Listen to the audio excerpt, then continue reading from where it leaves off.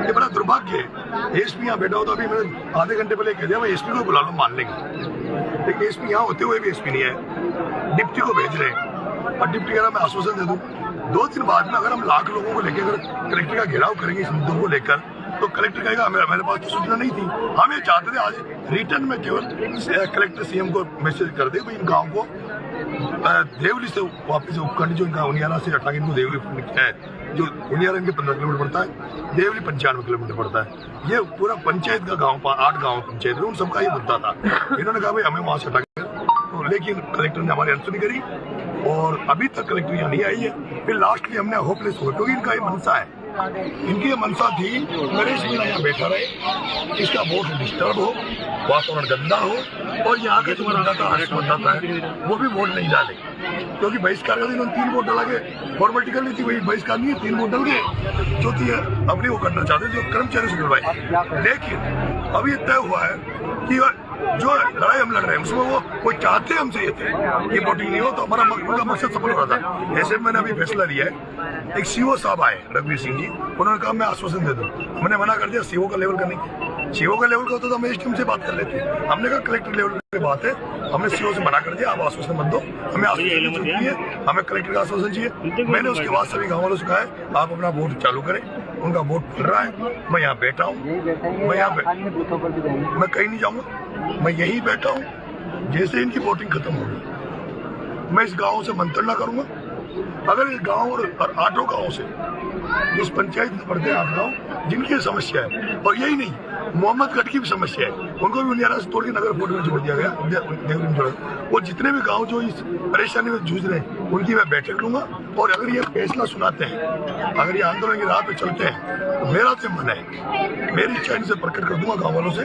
मेरी इच्छा नरेश मीणा की है कि जब तक कलेक्टर यहाँ नहीं आएगी जब तो नरेश मीणा तो ऑफिस में रहेगा, यहाँ से जाके हम हाईवे पे कूच करेंगे कलेक्टर की तरफ और उसके बाद देखते हैं। कलेक्टर नरेश मीणा जी को गुस्सा क्यों आता है? गुस्सा इसलिए आता है 25 तारीख से 13 तारीख तक गांधी जी के मार्ग में चल रही थी, लेकिन आज के इस आधुनिक भारत में जहाँ सब लोग भ्रष्ट हैं, सारे अधिकारी जो करप्ट हैं, वो सारे अधिकारी जो सुनने को तैयार नहीं, महात्मा गांधी के अहिंसा के मार्ग को मानने का तैयार नहीं है, इसलिए भगत सिंह की जरूरत है। इसलिए नरेश मीणा को भगत सिंह बनना की जब जरूरत पड़ी तब तो नरेश मीणा भगत सिंह बनता है और बनता रहेगा। पूरे क्षेत्र में बात हुई है, मतदान जो है आपके जो लोग हैं वो मतदान पे ध्यान दे रहे हैं या यहीं पर सभी हो रहे हैं? मेरा यहाँ कोई नहीं, 100% मतदान करने में लगे हुए। मैंने सबको मना कर दिया, कसमें दे दी थी, यहाँ बाहर गया मैंने कसमें दी यहाँ नहीं जीत नहीं, आप अपना अपना बूथ संभालो, मैं अकेला बहुत हूँ। आज की घटना के बाद किस तरह की उम्मीद है चुनाव परिणाम को लेकर? मैं चुनाव जीतूंगा और मुझे फर्क नहीं पड़ता।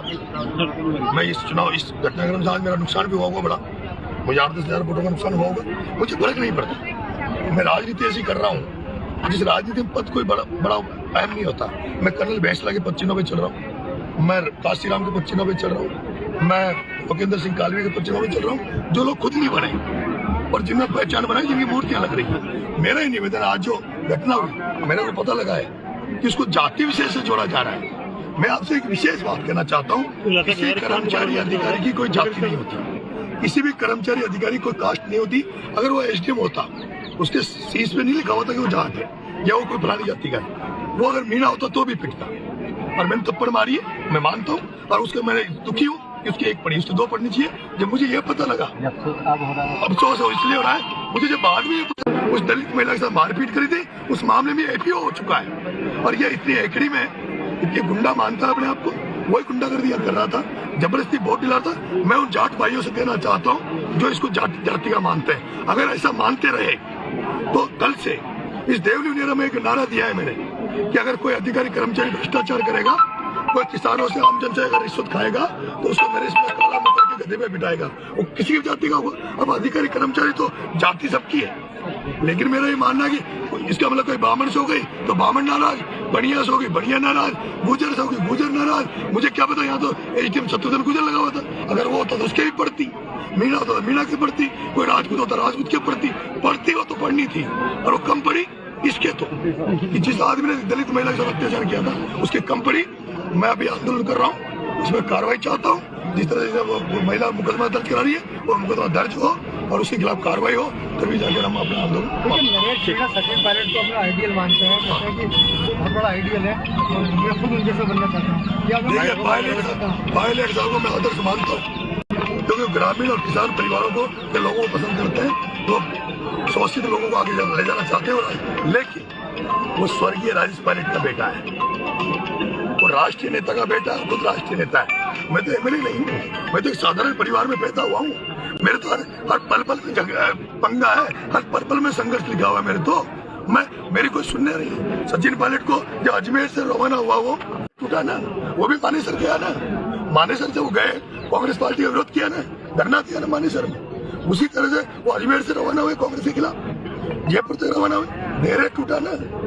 अब ठीक है, थोड़ा सा उग्र हो जाता हूँ, क्योंकि मैं अभी तो थोड़ा ऐसे परिवार में पैदा हुआ, ज्यादा सीखा नहीं। वो राष्ट्रीय परिवार में पैदा हुए, क्या उनको पल पल सिखाया गया? ठीक है, okay, thank you. Thank you. ठीक है।